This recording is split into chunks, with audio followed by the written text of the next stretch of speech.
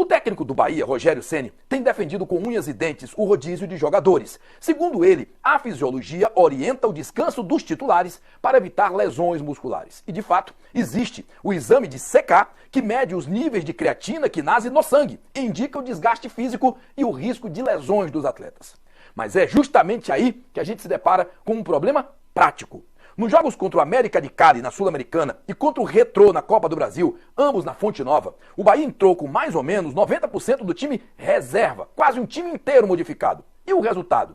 Eliminação na Copa Sul-Americana com empate em casa e derrota por 2-0 fora de casa com os titulares.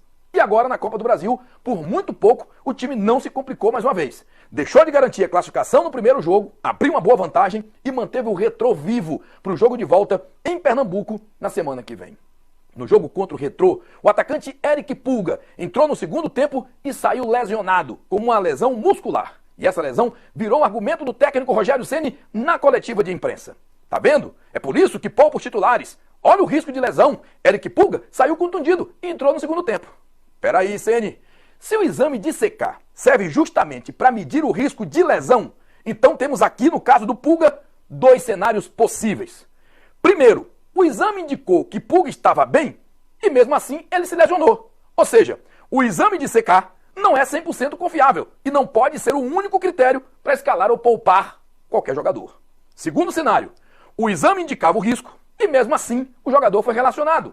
Ficou no banco, mas entrou no jogo no segundo tempo. Neste caso, o erro é ainda maior. O Bahia colocou em risco um jogador importante, desprezando o exame que ele tanto exalta, o técnico Rogério Ceni, e que determina a escalação dos atletas nos jogos. Nos dois casos, torcedor, a gestão foi falha.